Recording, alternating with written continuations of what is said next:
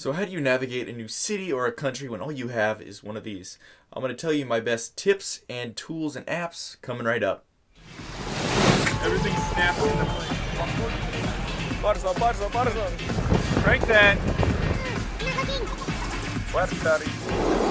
Hey, what's up guys? This is Evan with betteryourbeing.org, helping you better your being and travel longer, further for less.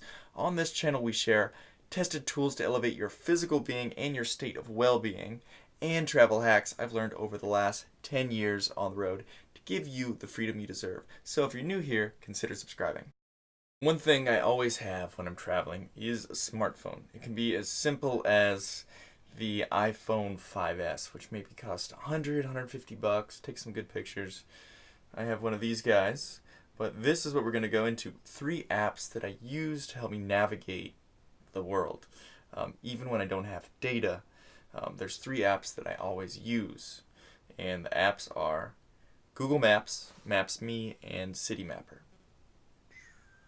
So the reason why you would even download these maps, say for example you're flying into Auckland, when you get there, normally you would have no data, no way of navigating. So when you download a map and you always have GPS wherever in the world you are, you can easily see where you are in relation to the city. So you can watch when to get off on public transit from the airport, or if your Uber's going in the right direction when you're leaving the airport. All these things. The first app that most of you have used is Google Maps. So we're going to open that up. I'm going to just show you how to download a specific area. So let's search, for example, I'm going to Auckland, New Zealand. So we go to Auckland, and then here, now that I just typed Auckland, I slide the bar up, and it has an option you see right there for download in the middle of the screen. So click on that, and then I can adjust it to make it smaller or bigger. Auckland, Greater City looks about that big, and then I'll press download. I have that map as soon as I get there. So another Google Maps feature that will really help you when you're navigating the planet after you've downloaded the map, or if you have data, is you go to the top right, there's that circle with a square in it. Click on that, then go to the lower left, map details, transit. Check that. So what you see here is all the subways, the U-Bahn and the S-Bahn in Munich. That's all the colorful ones. And then if you look on the edges, there's these green ones that are there, probably local trains that go out a bit further. But if you zoom out, those disappear. So it all matters on how far you zoom in. The next app on the list is Maps.me.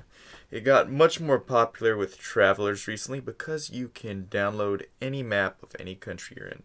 These are also some little pins that I have, just random places that I've been to. So if you look at the bottom of the screen, there's the 3 horizontal lines. Click on that.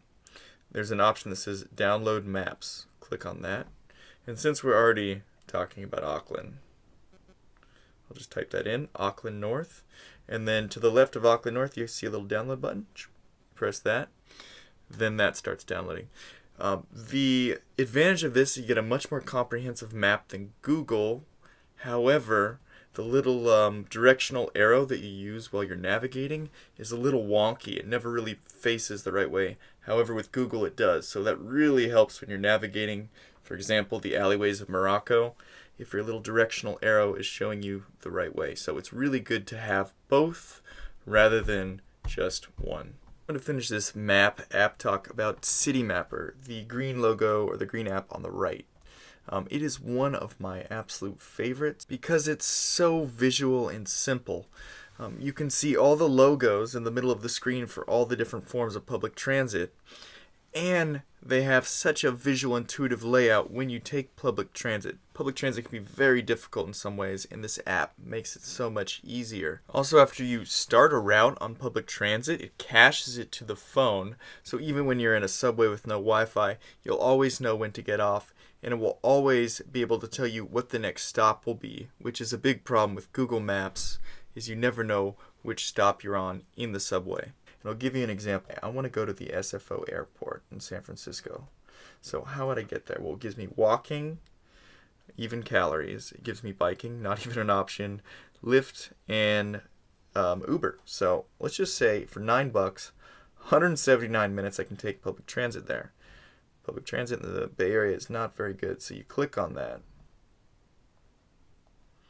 And it'll give you a very detailed route on how to get there, all the changes, which looks like about 3. To give you a little better idea of exactly where Citymapper works, in the app it shows you LA, Seattle, Vancouver, Mexico City, Baltimore to DC, you have Montreal, New York, Tokyo, and oh man, it is so helpful in Tokyo because Tokyo has the most complicated transit system. So there's many more cities than I just listed, but you can go to their website and they have a big comprehensive list.